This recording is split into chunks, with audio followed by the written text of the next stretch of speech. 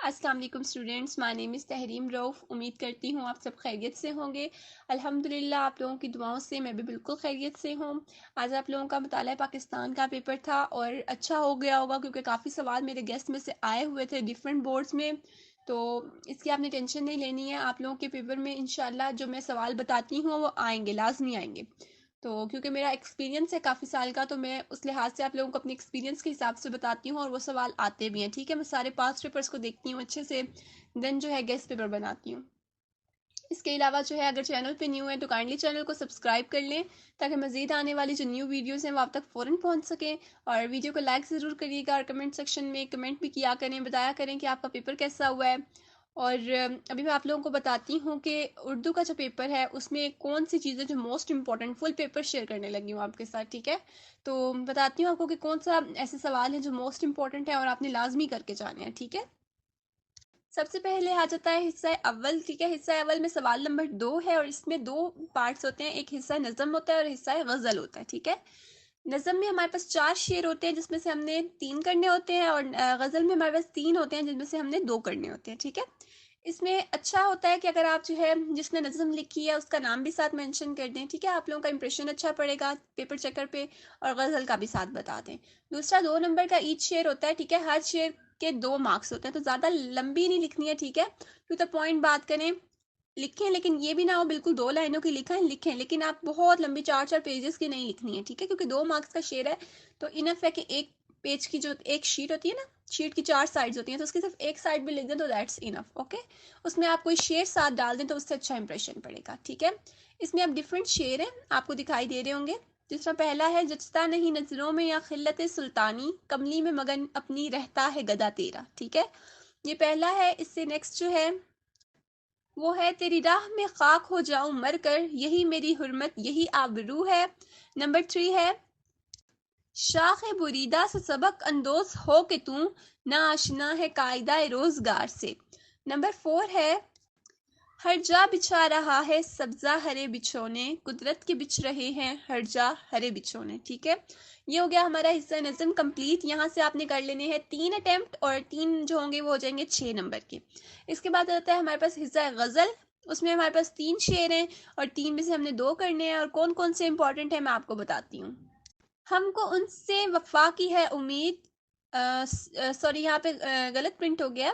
ہم کو ان سے ہے وفا کی امید جو نہیں جانتے وفا کیا ہے. نیکسٹ ہے، ہم ہیں مشتاق اور وہ بیزار، یا الہی یہ ماجرا کیا ہے، بار بار اس کے در پہ جاتا ہوں حالت اب اضطراب کی سی ہے. ٹھیک ہے، غزل جو ہوتی ہے نا اس میں لازمی مفہوم بتایا کریں.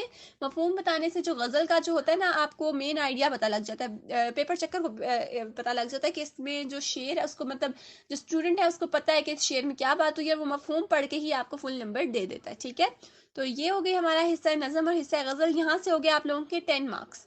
اس کے بعد نیکسٹ آ جاتا ہے حصہ دوم. حصہ دوم میں آتی ہے اقتباس کی تشریح. ٹھیک ہے، اقتباس کی تشریح ہوتی ہے، 2 پیراگرافس ہوتے ہیں، دونوں کرنے ہوتے ہیں اور دونوں کے 5 نمبر کا ہوتا ہے. ٹھیک ہے، اور اس میں چوائس نہیں ہوتی ہے. ٹھیک ہے، یہ آپ کو دکھ رہا ہوگا سوال لکھا ہوا. تشریح سے پہلے حوالے متن، خط کشیدہ الفاظ کے معنی اور سبق کا سیاق و سباق بھی درج کریں. ٹھیک ہے، انہوں نے کوئی چوائس نہیں دی ہے تو آپ لوگوں نے دونوں کرنے ہوتے ہیں. سب سے پہلے آپ نے ہیڈنگ دینی ہے حوالہ متن. اس میں آپ بتاتے ہیں کہ سبق کہاں سے لیا گیا ہے، سبق کا نام، دین جو سبق جس نے لکھا ہے اس کا نام. پھر خط کشیدہ الفاظ، یہ جو جن کے اوپر لائن لگی ہے نا یہ والے خط کشیدہ الفاظ ہوتے ہیں، ان کے معنی لکھنے ہوتے ہیں. سیاق و سباق کیا ہوتا ہے؟ ٹھیک ہے، کافی بچوں کو سیاق و سباق کا نہیں پتا، میں اسی ویڈیو میں بتا رہی ہوں. ٹھیک ہے، سیاق و سباق ہوتا ہے کہ یہ جو پیراگراف آپ کو گیون ہے، جس طرح اس فیصلے نے الگو اور جمن کی دوستی کی جڑیں ہلا دی، یہ پیراگراف یہاں سے لے کے جہاں پہ اینڈ ہو رہا ہے. ٹھیک ہے، اس پیراگراف کے شروع کی کہانی اور اس پیراگراف کے بعد کی کہانی کو آپ نے 12 لائنوں میں بتانا ہوتا ہے. اس کو ہم سیاق و سباق کہتے ہیں. ٹھیک ہو گیا، تو یہ ہمارا ہو گیا سیاق و سباق. دین آتی ہے آپ کی جو ہوتی ہے تشریح اقتباس کی، اور آپ اس پیراگراف کو جو ہوتے ہیں اس کو تھوڑا سا چینج کرتے ہیں، مطلب جو مشکل الفاظ ہوتے ہیں ان کو ایزی ورڈ میں لکھ کے تو اس کی آپ تشریح کر دیتے ہیں. یہ ہوگی ہماری اقتباس کی تشریح. یہ دونوں پیراگراف آپ جب کریں گے تو آپ کی یہاں سے 10 نمبر ہو جائیں گے اور یہ آپ کی ٹوٹل ملا کر ہو گئے آپ 20 مارکس کا پیپر آپ نے اٹیمپٹ کر لیا. ٹھیک ہے، اس کے بعد نیکسٹ کیا آ جاتا ہے میں آپ کو بتاتی ہوں. نیکسٹ آتے ہیں ہمارے پاس مختصر جواب دیں. ٹھیک ہے، ہمارے پاس ٹوٹل 9 آئیں گے یا 8 کویشچنز آتے ہیں. ٹھیک ہے، 8 کویشچنز آئیں گے، ان میں سے ہم نے 5 سوالوں کے جواب دینے ہوتے ہیں.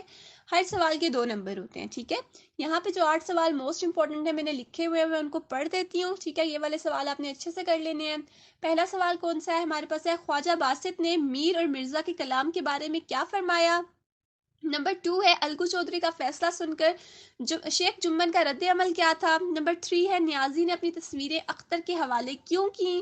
نمبر 4 ہے بندوق چلے تو کوے کیا کرتے ہیں. نمبر 5 ہے تجمل نے اختر کو کون سی خوشخبری سنائی. نمبر 6 ہے سراقہ بن ہشم کیسے طائب ہوئے.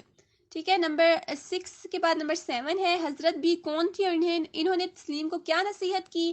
اور نمبر 8 ہے صحت مند رہنے کے لیے کیا باتیں ضروری ہیں. ٹھیک ہے، اب یہ نہ ہو کہ آپ 10 لائنوں کا جواب لکھ رہے ہو. ٹھیک ہے، 2 مارکس کا ہے تو 2 سے 3 لائنوں کا جواب انف ہے. ٹھیک ہے، بہت لمبا نہیں ہے آپ لوگوں نے لکھنا ہے، 2 سے 3 لائنوں کا جواب انف ہے کیونکہ 2 مارکس کا کویشچن ہے. ٹھیک ہے، تو اس پہ آپ لوگوں نے زیادہ، ان پہ آپ اگر ٹائم ویسٹ کریں گے آپ کا باقی پیپر رہ جائے گا. ٹھیک ہے، آپ لوگوں نے جو چھوٹی چھوٹی چیزیں ہیں ان کو چھوٹا چھوٹا ہی رکھنا ہے، 2 نمبر کے حساب سے ہی کرنا ہے. ٹھیک ہے، زیادہ لینتھی نہیں کرنا. اس کے بعد نیکسٹ ہمارے پاس آ جاتا ہے سوال نمبر 5. اس میں ہے خلاصہ آتا ہے. ٹھیک ہے، 2 خلاصے آتے ہیں جن میں سے ایک کرنا ہوتا ہے. ٹھیک ہے، 2 خلاصے آتے ہیں، میں آپ کو بتاتی ہوں کون سے امپورٹنٹ ہے. ایک نمبر 1 ہے کاہلی اور دوسرا ہے قدر ایاز. ٹھیک ہے، یہ 2 جو ہے موسٹ امپورٹنٹ خلاصے ہیں، یہ اچھے سے کر لینے ہیں. اور یہ آتا ہے 5 نمبر کا. ٹھیک ہو گیا، کتنے ہو گئے ابھی تک ہمارے؟ ایک ہم نے 10 نمبر کی تشریحات کی، 10 نمبر کی سیاق و اقتباس کی تشریح کی 20 نمبر، 10 نمبر کے سوال جواب کیے 30 نمبر، اور 5 نمبر کا خلاصہ ہو گیا 35 نمبر ہو گیا ہمارے. ٹھیک ہے، 35 مارکس کا پیپر ہمارا ہو گیا. ٹھیک ہے، تو یہ خلاصے آپ نے اچھے سے کر لینے ہیں. اس کے بعد نیکسٹ ہمارے پاس کیا آتا ہے؟ نیکسٹ آتا ہے سوال نمبر 6. سوال نمبر 6 آتا ہے نظم جو ہوتی ہے نا، ڈفرینٹ 4 نظمیں جیسے، تو ان کا مرکزی خیال آتا ہے اور شاعر کا نام بھی لکھنا ہوتا ہے. ٹھیک ہے، تو یہاں پہ جو امپورٹنٹ ہے وہ ہے نظم برسات کی بہاریں، اس کا مرکزی خیال اور شاعر کا نام بھی لکھیں. ٹھیک ہے، یہ بھی 5 نمبر کا آتا ہے. اس کے بعد نیکسٹ سوال نمبر 7 ہے، 10 نمبر کا آتا ہے چھوٹے بھائی کے نام پڑھائی میں عدم دلچسپی کا خط لکھیں یا اپنے دوست کے نام خط لکھیں، اسے بہن کی شادی پر فضول خرچی سے بچنے کی تلقین کریں. ٹھیک ہے، دونوں خط ہیں، دونوں خط میں آئی ہوئی ہے آپ کو چوائس. ٹھیک ہے، اس طرح ہی آئے گا انشاءاللہ. تو اچھا، اب آپ نے خط میں کیا کرنا ہے؟ آپ نے خط کے رٹے نہیں لگانے لگ جانے ہیں. ٹھیک ہے، کہ آپ لوگ جو ہے لے کے بڑے بڑے خط ان کو یاد کرنے لگ جائیں. آپ لوگوں نے خط کا جسٹ پیٹرن یاد کرنا ہے. اوپر کی 2 جو پیٹرن میں آتی ہیں لائنیں، لاسٹ کی 2 جو آتی ہیں، بیچ میں جو باڈی ہے نا اس کو آپ نے جسٹ ریڈ آؤٹ کر لیں. ڈفرینٹ جہاں سے بھی آپ اپنی تیاری کر رہے ہیں وہاں سے صرف خط کو ریڈ آؤٹ کر لیں. ٹھیک ہے، عام باتیں ہوتی ہیں خط لکھتے ہیں جب ہم ایک کسی سے بات جو کرنا چاہ رہے ہوتے ہیں اس کو بس ہم الفاظ میں ٹائپ کر دیتے ہیں، لکھ دیتے ہیں. ٹھیک ہے، تو یہ آ جاتا ہے خط میں. آپ نے اس کے رٹے نہیں لگانے، اس میں بہت ٹائم ویسٹ آپ کریں گے. ٹھیک ہو گیا، نیکسٹ ہمارے پاس آ جاتا ہے سوال نمبر 8. وہ آتا ہے ہمارے پاس 5 نمبر کا. اس میں کیا ہے دیکھیں، آیا ہوا ہے دکاندار اور خریدار کے درمیان مہنگائی پر مکالمہ تحریر کریں. اب یہ آپ پہ ڈیپینڈ کرتا ہے کہ دکاندار آپ نے کسی جو ہے یہ جس طرح ہوتی ہیں سودا کی کوئی شاپ ہوتی ہے، جس طرح ڈفرینٹ شاپس ہوتی ہیں، کسی بھی شاپ کی، کسی شو شاپ کی آپ نے بنایا، کسی فروٹ شاپ والے کی آپ دکاندار لے رہے ہیں، یا کسی پھل فروش کو آپ لے رہے ہیں. ٹھیک ہے، یہ آپ پہ ڈیپینڈ کرتا ہے. جسٹ آپ کو ایک ٹاپک دے دیں گے. ٹھیک ہو گیا، اس کے بعد نیکسٹ انہوں نے کہا یا پھر 2 ہم جماعت طلبہ کے درمیان امتحان کی تیاری سے متعلق مکالمہ تحریر کریں. ان دونوں سوال میں آگئی آپ کے پاس چوائس، خلاصے میں آگئی آپ کے پاس چوائس. دیکھیں کتنی زیادہ انہوں نے چوائس دی ہوئی ہے، تو آپ لوگوں نے چوائس کو ضائع نہیں جانے دینا، اس کو اچھے سے اٹیمپٹ کرنا ہے. ٹھیک ہو گیا، نیکسٹ آ جاتا ہے ہمارے پاس سوال نمبر 9. اس میں کیا آتا ہے میں بتاتی ہوں.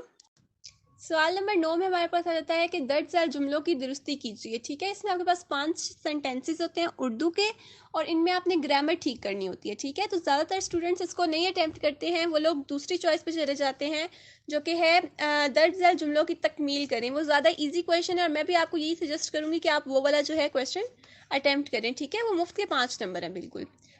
اس میں ہوتی ہیں ڈفرینٹ ضرب المثل ہوتے ہیں، جس طرح کاٹ کی ہانڈی ڈیش، پاک رہو ڈیش، زبان خلق کو ڈیش، بخشو بی بلی ڈیش، اور نمبر 5 ہے دل کو دل سے ڈیش. ٹھیک ہے، تو یہ آپ نے کر لینے اچھے سے. یہ موسٹ امپورٹنٹ ون بتائے ہیں میں نے. اس کے علاوہ جو میں نے فل پیپر آپ کے ساتھ شیئر کیا، آپ نے یہ اچھے سے کر لینا ہے، اور ٹینشن نہیں لینی ہے. اللہ پاک آپ سب لوگوں کو کامیاب کرے. خوش رہیں. اللہ حافظ.